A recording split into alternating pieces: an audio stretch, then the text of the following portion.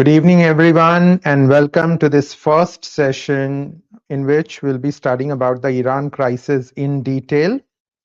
Now, the reason why we are conducting this session is because in the last few days, whenever I have taken interview of any candidate and asked them about the conflict going on in the Middle East, they only talk about one thing, that President Trump wants the oil of Iran, and that's why this whole war has been started. Whereas in reality, things are totally different. It has nothing to do with oil. However, for your better understanding, I would just like to reiterate one thing here. All these international issues like the Iran crisis, the Israel-Palestine conflict, or even when you talk about our national important issues like the insurgencies in the Northeast or Kashmir, they require detailed study of the historic roots of the problem. If you don't study the historic perspective of these issues, you will never be able to talk about it confidently or in a proper manner in front of the interviewing officer or during your group discussions. That's why even for studying this conflict which is going on in the Middle East right now, we will be covering a few more sessions and study this particular thing from different aspects. Today, we'll be covering the history of tensions between the West and Iran. The history goes back to nearly 125 years. Then we'll be studying the aspect of nuclear weapons tomorrow, very, very important. Then we'll study the role of Saudi Arabia in all of this conflict. That will be on Monday. Saturday, Sunday, there'll be no live session. And then we'll even study the role of Israel in this whole conflict. So let's start today's session. Now, if you really want to understand the problem or the reasons of hostilities between Iran and the Western countries, especially United States and UK, then you will need to study one particular episode of history, which is called the DRC concession. The photograph which you are able to see on your screen right now is of a British businessman by the name of William Knox DRC. In 1901, that was nearly 126 years ago, he was given exclusive rights by Muzaffar ad-Din Qajar, who was the ruler of Iran at that point of time, to carry out exploration throughout Iranian territory except the 5 provinces bordering Russia to see if they can find petroleum, and if they can, then they can even produce it. In return, they were given 20,000 in cash, 20,000 sterling pounds in cash, 20,000 sterling pounds worth of shares, and they were assured a 16% share in annual profits. So from 1901, William Knox D'Arcy and his team of geologists, they started exploring the Iranian territory to see if they can find petroleum. For 7 years, they continued their search, but it did not give them any benefit. They were almost on the verge of bankruptcy. And that's when, in 1908, they struck oil in a place called Masjid Suleiman, which is a city in the southwestern part of Iran. And that's when the whole oil exploration, oil production of Iran really kicked off. Uh, we'll study all the important points of this chapter in detail. Now, in 1909, they formed what was called the Anglo-Persian Oil Company, which later went on to become the company which we call British Petroleum today. It's one of the leading petroleum companies in the world. Around 1914, the British government took a major stake in that company because they wanted a steady and stable supply of fuel for the British Navy. At that point of time, Britain was the world's most powerful country. It used to be said that sun never sets on the British Empire. So that's how the British government also got involved. But then, in 1901, when this concession was given to William Knox D'Arcy, Iran was in a very bad financial condition. They were desperate for money. So 20,000 pound in cash, 20,000 pound worth of shares, which is equivalent to around 4 million US dollars today. That was a big sum for the ruler of Iran at that point of time. But as oil production started and as years went by, the rulers realized that the deal was very unfair and that the Britishers were mainly gaining from it. That's when they started protesting, and in 1932, they cancelled this whole contract. So the British government got involved, and in 1933, they renegotiated the terms and gave some additional benefits to Iran. But again, Iran over the next few years realized that still it was the British oil companies that was really having the upper hand in business. So let's study the main points of this. Now, this is Muzaffar ad-Din Shah Qajar, who was the ruler who gave the businessman William Knox D'Arcy the concession, the exclusive right to explore and produce petroleum in Iranian territories. In 1901, this concession was given, and as I told you, the Shah received 20,000 sterling pounds in cash, 20,000 sterling pounds in shares, and a promise of 16% of annual net profits. DRC was granted exclusive rights to search for and produce petroleum across most of Persia, about 4.8 lakh square miles, except for the 5 northern provinces bordering Russia. 1908, oil was struck in Masjid Suleiman. The location of Masjid Suleiman, which you can see on this map, it's in the southwestern part of Iran. 1909, Anglo-Persian Oil Company was formed. Now, this particular company later went on to become BP. We call it British Petroleum BP today, one of the leading petroleum companies in the world. 1914, the British government buys a controlling interest in APOC to fuel the Royal Navy. 1932, Raza Shah cancels the concession because by that time, around good 20 years period, he realized that the Britishers were getting unfair profits from it and they were getting a very unfair deal. They were getting all the cream to eat and the Iranians were just getting leftovers. So then he cancelled the concession, but then again, 1933, the Britishers renegotiated the terms and a new concession was signed. Iran was given assurance of fixed royalty, 4 shillings per ton, a modest upfront payment, and promises of development. But as I explained earlier, over the next few years, again, Iran realized that 80% of the profit was nearly being pocketed by the Britishers, whereas they were getting just around 15 to 20%. And in practice, Iran earns only 1 to 2 million pounds annually, whereas APOC profit soared to 40 million. So you can imagine just around 5%, not even 15 to 20%. But as years went by, the profit increased. So by around 1947, Iran was earning around 7 million pounds annually. Okay, in 1947, growing discontent, APOC was renamed Anglo-Iranian Oil Company in 1935. Profits reach around 40 million sterling pounds, while Iran's royalties were of around 7 million.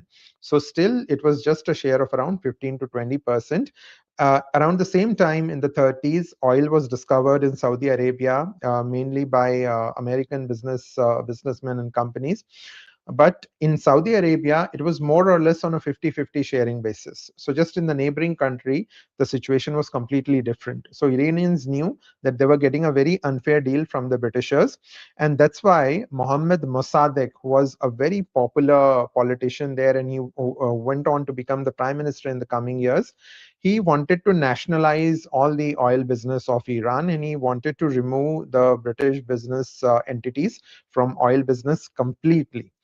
So 1951, Prime Minister Mohammad Mossadegh nationalizes Iran's oil industry, ending AIOC's monopoly. And this is where the Britishers were really, very angry, very upset. They even took Iran to international court, but the international court gave a verdict in favor of Iran that Iran is not doing anything wrong.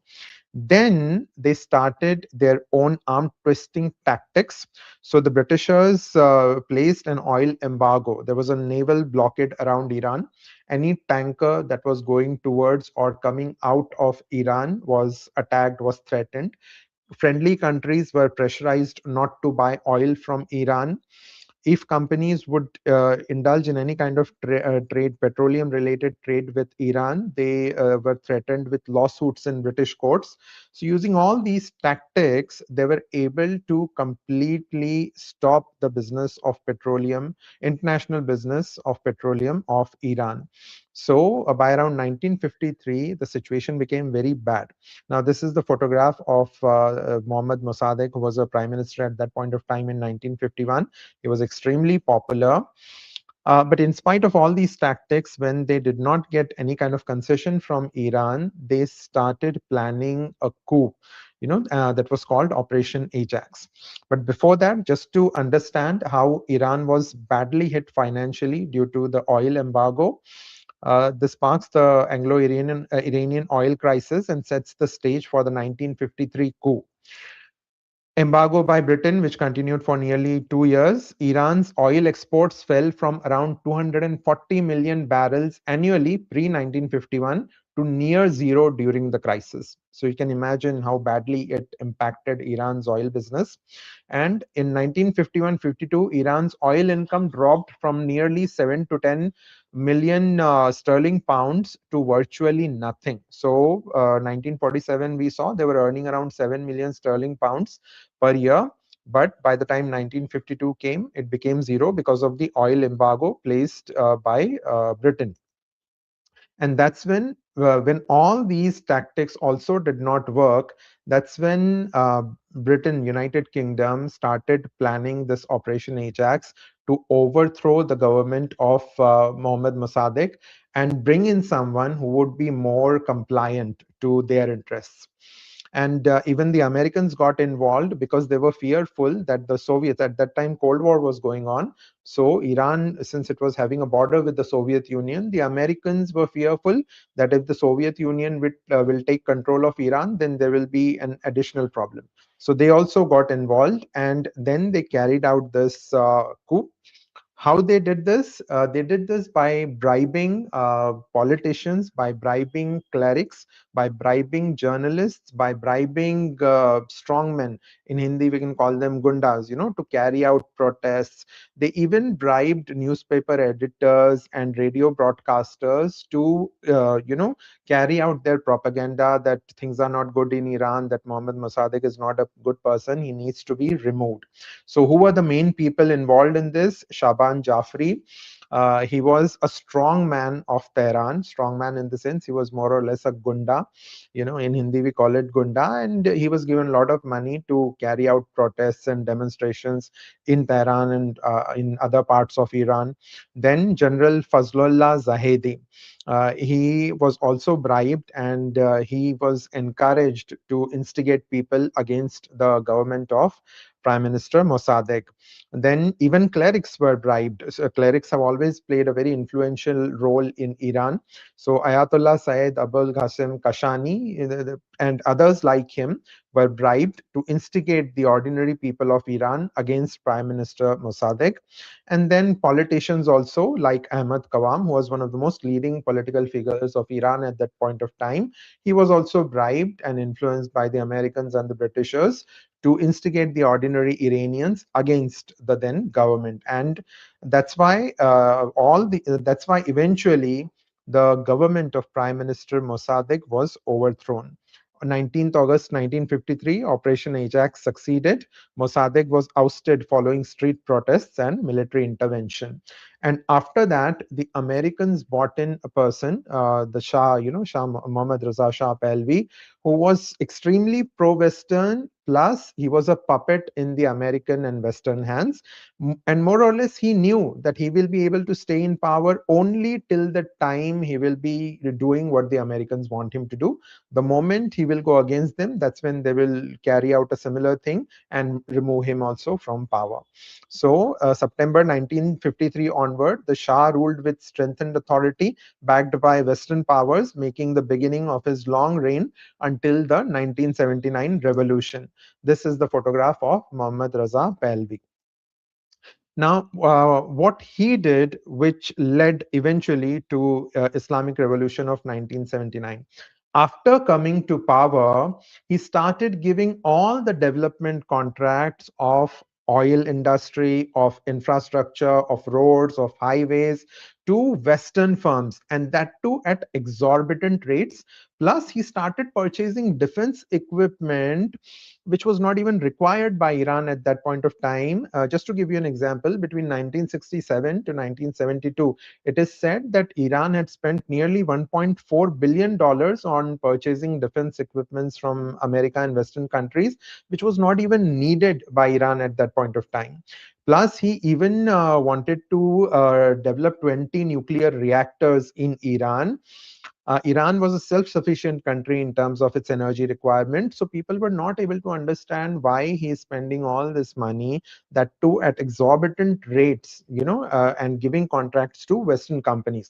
If you study it, if you study this kind of thing in comparison to India, you will realize that after it getting independence, India always wanted to learn how to learn about this technology. That's why we encouraged Soviet Union to start HAL in India, and that's how a plant was set up, for example, at Ozhar near Nasik.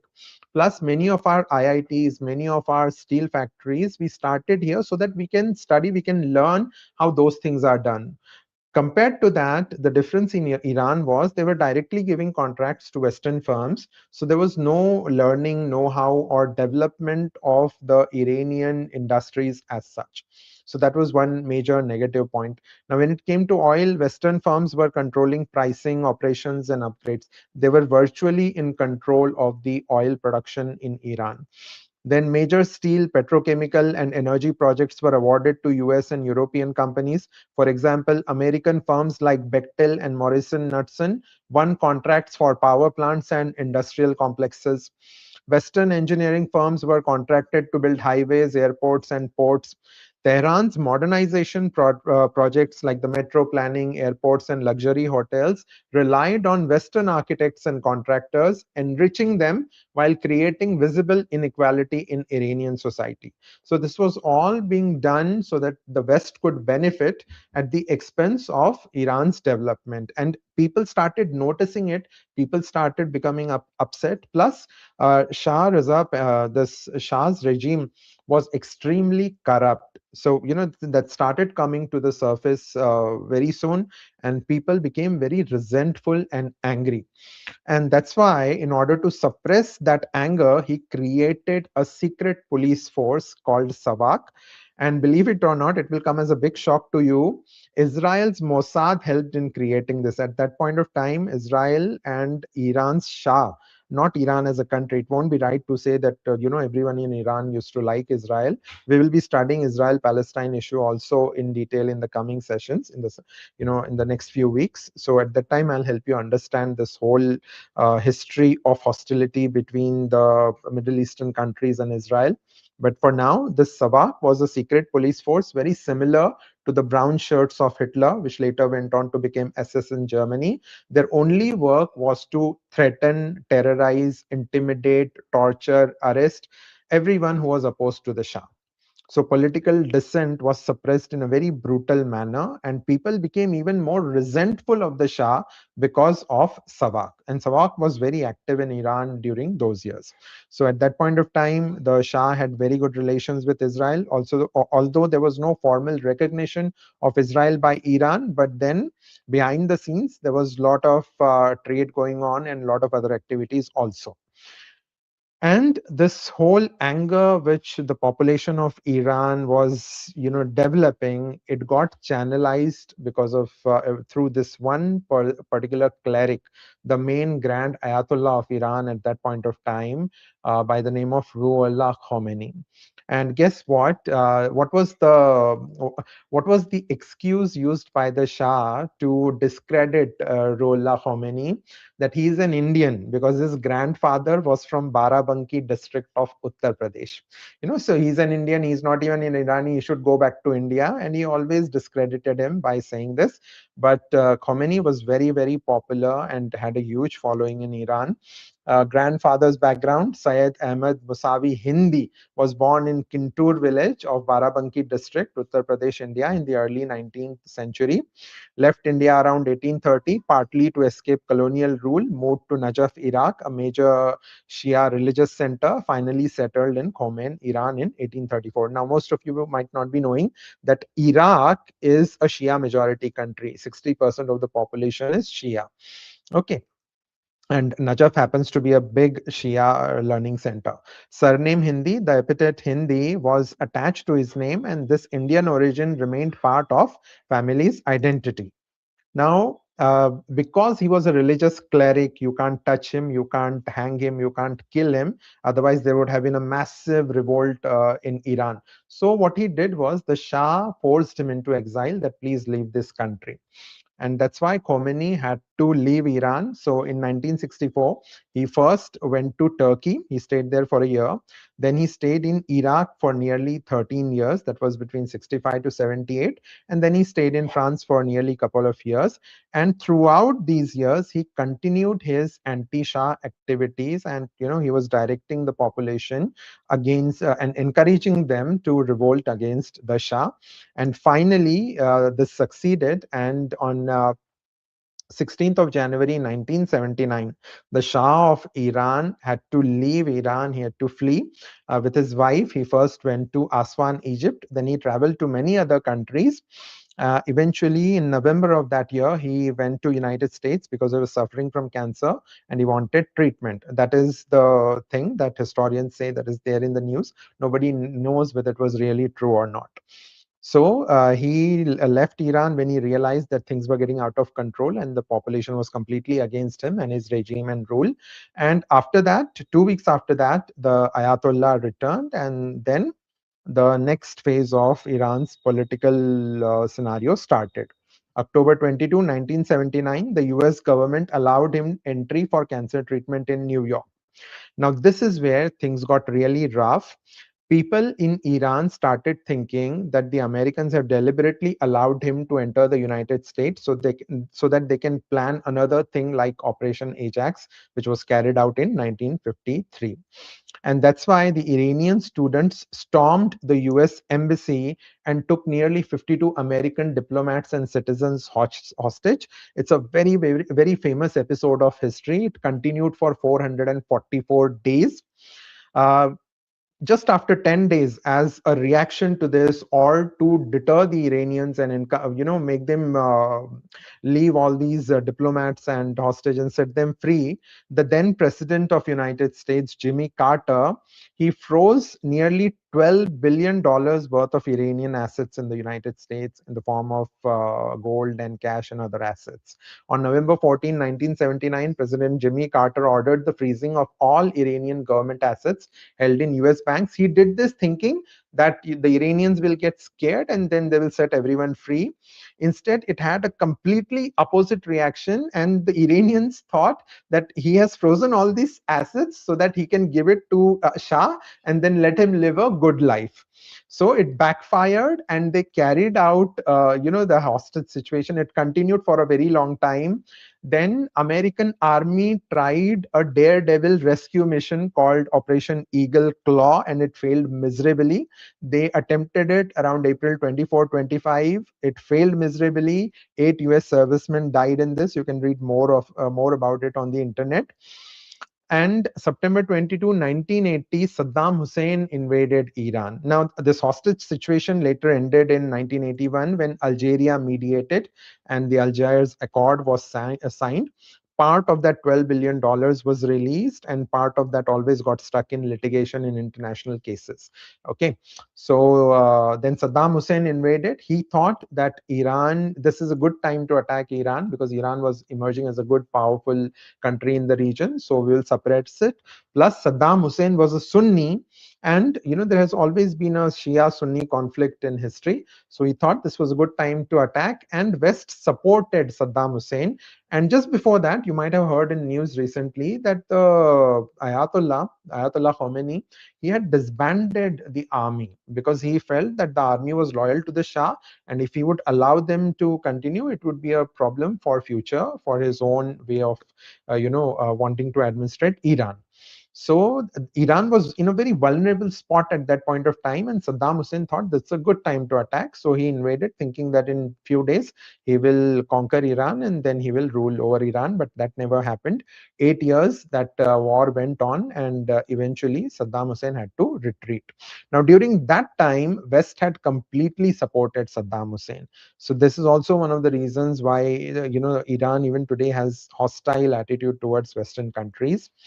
Now, after 1979, when the Islamic Revolution took place, US placed sanctions on Iran. You must have heard about it in news that now they have agreed to lift those sanctions, but nobody knows what those sanctions were or what this term sanctions implies. Whenever it is said in the news that America has placed X country under sanctions, what does it mean? Let's understand that in detail here.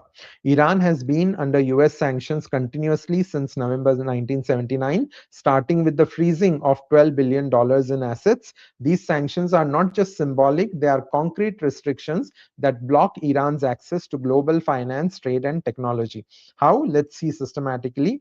8 main specific details of Iran sanctions. First, assets freeze. We saw $12 billion were frozen. This was the first major sanction directly tied to the hostage crisis. Second, trade embargo, ban on Iranian imports, especially oil and petroleum products into the US, severely restricted Iran's ability to earn foreign currency through oil sales. Diplomatic and financial isolation, extremely important. The US cut diplomatic ties with Iran. More important, Iran was blocked from accessing US financial institutions and international credit markets. This is the main thing about sanctions, which really breaks the back of any country. Now, here you will see that Iran was blocked from accessing US financial institutions. In reality, what it means is that you will not be able to do business with any American bank. But it also means that no international bank will do business with you, because any international bank, for instance, let's say SBI, if it is doing business with Iranian business entities, then it will not be able to do business with American banks. So in a way, everybody is scared of doing business with you if you are under sanctions, because America is a big market. Everybody wants to do business with America, so they will not do business with you in order to ensure that their business relations with the American financial institutions are not hampered. So this way, America is able to directly isolate you from international trade. Okay, it's the most important point about international sanctions. Arms embargo, prohibitions of selling weapons or military technology to Iran. This crippled Iran's ability to maintain its US supplied arsenal during the Iran-Iraq war. Ban on US investment in Iran. US companies were barred from investing in Iranian industries, particularly oil and gas. This prevented Iran from attracting Western capital for energy development. Secondary sanctions, which were placed 1990s onwards, targeted non-US companies that did business with Iran, especially in oil, banking, and shipping. Okay, so this is where what I was explaining you comes into picture. That let's say you are owning a company in India which is doing business with Iran, buying oil from them, or any other thing which is on the sanctions list, then you too will suffer, because no international bank will do business with you. No international financial institution or business entities will do business with you. And that is why you need to understand, when we were buying oil from Iran, we were not sending them payments. There were no international payments made. Whatever amount was due to be paid to Iran, we just used to deposit it in one account in UCO Bank. Why UCO Bank? Why not SBI? Why not HDFC? Because UCO Bank was one of those banks which had very limited, almost no international exposure. So it was pretty safe when it came to US sanctions. It was not involved heavily in international transactions. That's why we had chosen UCO Bank. And then whenever Iran wanted to import anything from us, for example, basmati rice, they just used to make payments from the same bank, from the same UCO Bank's account. So in a way, money never used to leave India. It used to be within Indian bank, and that's how that trade was going on. Okay, that's how we were bypassing the sanctions. This extended US pressure globally, discouraging European and Asian firms from engaging with Iran. Banking and financial restrictions. Iran was cut off from the SWIFT international banking systems. I've explained about SWIFT in one of the earlier videos on Pakistan, how it is used for international payments. Now, see, whenever a bank gives you international debit card, I'm sure most of you who are working would be carrying an international debit card. What does it mean? Every country has a central database of its banking system. That's how you can use your debit card in any bank's ATM. Even if you have an account in SBI, you can go to ICICI Bank's ATM and withdraw money, because all these ATMs are connected to one central database. And this central database of every country is generally connected to the central database, global central database in Brussels, Belgium. So under sanctions, this connection is broken off. So Iran's connection to SWIFT, to Brussels, is broken off. That's why, let's say, if somebody from Iran is studying in the US, his family will not be able to send him money. So that becomes very problematic. Plus, you will not be able to make international payments. That is another big problem. So in terms of business, you get isolated from the world. So it hampers your economic development in a major way. This made it extremely difficult for Iran to conduct cross-border transactions or receive payments for exports. Nuclear program sanctions 2006 onwards, UN, US, and EU sanctions targeted Iran's nuclear and missile programs, included bans on technology transfer, restrictions on scientific cooperation, and asset freezes for individual or entities linked to proliferation. So these were the main points about sanctions. That's how sanctions work. What these sanctions really mean: economic strangulation, Iran's oil revenues and foreign reserves are restricted. Isolation from global finance, Iran cannot easily borrow, trade, or invest internationally. Technology denial, Iran is blocked from acquiring advanced Western technology, especially in energy and defense. Political leverage, sanctions are used as bargaining chips in negotiations. For example, the 2015 JCPOA, Joint Comprehensive Plan of Action nuclear deal, also known as Iran nuclear deal. Plus, there was one more episode in history which has always remained very bitterly in the memory of ordinary Iranians, and that was the downing of the Iran Air flight in 1988. We'll just talk about it.